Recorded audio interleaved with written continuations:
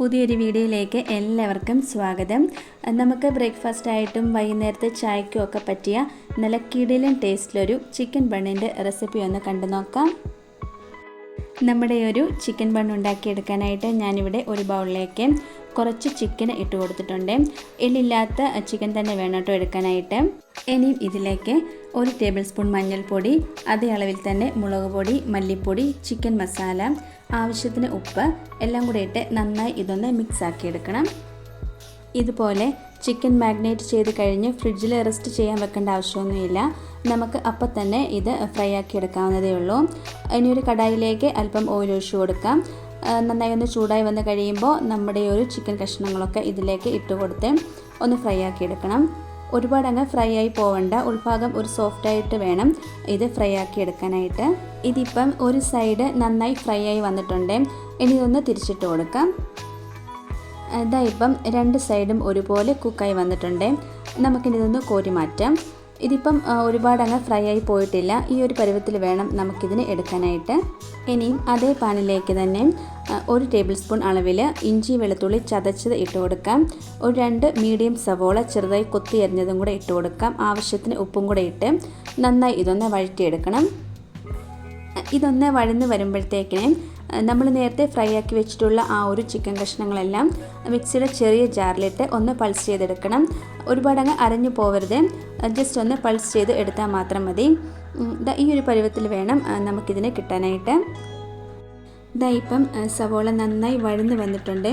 ഇതിലേക്ക് 1 table spoon അളവിൽ chicken masala, അതേ അളവിൽ തന്നെ ഗരം മസാലയും കൂടെ ഒന്ന് ചേർത്ത് കൊടുത്ത് ഒന്ന് മിക്സാക്കി എടുക്കണം. ഇതിൻ്റെ ഒരു പച്ചമണം മാറി വന്ന് കഴിയുമ്പോൾ നമ്മൾ നേരത്തെ പൾസ് ചെയ്ത് എടുത്ത് വെച്ചിട്ടുള്ള ആ ഒരു ചിക്കനും കൂടെ ഇതിലേക്ക് ഇട്ട് കൊടുക്കാം. കുറച്ച് മല്ലിയിലയും കൂടെ ഇട്ട് കൊടുക്കാം. മല്ലിയിലയ്ക്ക് പകരം കറിവേപ്പില ചേർത്ത് കൊടുത്താൽ മതി. മല്ലിയിലയുടെ ആ ഒരു ടേസ്റ്റ് ഇഷ്ടമുണ്ടെങ്കിൽ മാത്രം ഇതിലേക്ക് ചേർത്ത് കൊടുത്താൽ മതി. ഇനി ഇത് നന്നായിട്ടൊന്ന് മിക്സാക്കി എടുക്കണം. ഇതാ നമ്മുടെ ബണ്ണിലേക്കുള്ള ഫില്ലിംഗ് ഇവിടെ റെഡി ആയിട്ടുണ്ട്. നമ്മളിത് ഫ്രൈ ആക്കി എടുത്തേക്കുന്നത് കൊണ്ട് ഒരുപാട് വേവിച്ചെടുക്കേണ്ട ആവശ്യമില്ല. ഇതിപ്പം നന്നായിട്ട് വെന്ത് നമ്മുടെ ഒരു ഫില്ലിംഗ് റെഡി ആയിട്ടുണ്ട്. ഇനി നമുക്ക് ഇതിലേക്ക് കുറച്ച് കുരുമുളകും കൂടെ ക്രഷ് ചെയ്ത് ഇട്ട് കൊടുക്കാം. നമ്മുടെ ഫില്ലിംഗ് വെച്ച് കൊടുക്കാനുള്ള ബണ്ണ് ഞാനിവിടെ എടുത്തിട്ടുണ്ട്. 4 എണ്ണം മാത്രമായിട്ടോ എടുത്തേക്കുന്നത്. ഇതുപോലെ കത്തി വെച്ച് ബണ്ണിൻ്റെ സെൻട്രൽ ഭാഗത്ത് ഒരു ഹോൾ ഉണ്ടാക്കിയെടുക്കണം. അതിലാണ് നമ്മൾ ഈ ഒരു ഫില്ലിങ് നിറച്ച് കൊടുക്കുന്നത്. എല്ലാ ബണ്ണിലും നമ്മൾ ഹോളാക്കി എടുത്തിട്ടുണ്ട്. ഇനി ഇതിൻ്റെ ഉള്ളിലേക്ക് നമുക്ക് ഫില്ലിങ് വെച്ച് കൊടുക്കാം. നമ്മൾ ഇതിൻ്റെ ഉള്ളിൽ ഫില്ലിങ് വെച്ച് കൊടുത്ത് ഇതുപോലെ ഒന്ന് പ്രസ് ചെയ്ത് കൊടുക്കണം കേട്ടോ. ഇനി നമ്മൾ കട്ട് ചെയ്ത് മാറ്റി വെച്ചിട്ടുള്ള ആ ഒരു പോർഷൻ എടുത്ത് ഇതിൻ്റെ മുകളിലേക്കൊന്ന് പ്രസ് ചെയ്ത് കൊടുക്കണം.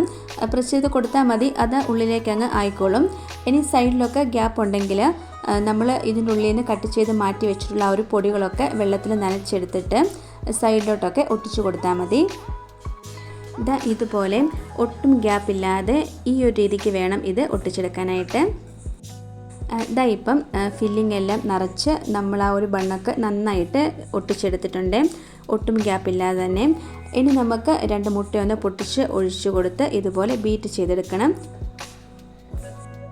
ഇനി നമ്മൾ റെഡിയാക്കി വെച്ചിട്ടുള്ള ബണ്ണ് മുട്ടയിലേക്കൊന്ന് ഡിപ്പ് ചെയ്ത് തവയിലേക്കൊന്ന് വെച്ച് കൊടുക്കാം. തവയിലേക്ക് ഞാൻ നെയ്യും ബട്ടറും കൂടെ മിക്സ് ആക്കിയാട്ടോ എടുത്തേക്കുന്നത്. അങ്ങനെ എടുക്കുവാണെങ്കിൽ കുറച്ചും കൂടെ ടേസ്റ്റ് ഉണ്ടായിരിക്കും നമ്മുടെ ഒരു ബണ്ണിന്. ഡയറക്റ്റ് ഓയിൽ ഒഴിച്ച് കൊടുക്കരുത്. ഈ ഒരു നെയ്യും ബട്ടറും കൂടെ നന്നായിട്ട് മിക്സ് ആക്കിയിട്ട് വേണം ഇതിൽ ഒഴിച്ച് കൊടുത്തിട്ട് ഫ്രൈ ആക്കി എടുക്കാനായിട്ട്. ഇനി നമുക്ക് ഇതിൻ്റെ മുകളിലേക്ക് ബാക്കിയുള്ള മുട്ടയും കൂടെ ഒന്ന് ബ്രഷ് ചെയ്ത് കൊടുക്കണം.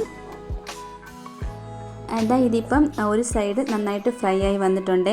ഇനി ഇത് തിരിച്ചും മറിച്ചും എല്ലാ സൈഡും നന്നായിട്ടൊന്ന് ഫ്രൈ ആക്കി എടുക്കണം. നമ്മുടെ ചിക്കൻ ബണ്ണ് ഇവിടെ റെഡി ആയിട്ടുണ്ട്. ഇനി നമുക്ക് ബാക്കിയുള്ളതും കൂടി ഇതുപോലെ ഒന്ന് ഉണ്ടാക്കിയെടുക്കണം. നമ്മുടെ ചിക്കൻ ബണ്ണ് എല്ലാം തന്നെ ഇവിടെ ഫ്രൈ ആക്കി എടുത്തിട്ടുണ്ട്. ഇനി നമുക്കിതൊന്ന് മുറിച്ച് നോക്കാം ഇതിൻ്റെ ഉൾഭാഗമൊക്കെ എങ്ങനെയാണ് വന്നേക്കുന്നതെന്ന്. നമ്മുടെ ചിക്കൻ ബണ്ണ് ഇവിടെ റെഡി ആയിട്ടുണ്ട്. നമുക്കിത് ബ്രേക്ക്ഫാസ്റ്റ് ആയിട്ടും വൈകുന്നേരത്തെ ചായക്കും ഒക്കെ കഴിക്കാൻ സൂപ്പറാട്ടോ. മാത്രമല്ല നമ്മുടെ കുട്ടികളൊക്കെ സ്കൂളിൽ നിന്ന് വരുമ്പം ഇത് ഉണ്ടാക്കി കൊടുക്കുവാണെങ്കിൽ അവർക്ക് തീർച്ചയായിട്ടും ഇഷ്ടപ്പെടും. ചിക്കനൊന്നും കഴിക്കാത്ത കുട്ടികൾ പോലും കഴിച്ചു പോകും, അത്രയ്ക്ക് ടേസ്റ്റ് ആട്ടോ ഇതിന്. വളരെ ഈസി ആയിട്ട് നമുക്കിത് ഉണ്ടാക്കിയെടുക്കാവുന്നതേ ഉള്ളൂ. എല്ലാവരും ഇതുപോലെ ഒന്ന് ഉണ്ടാക്കി നോക്കണേ.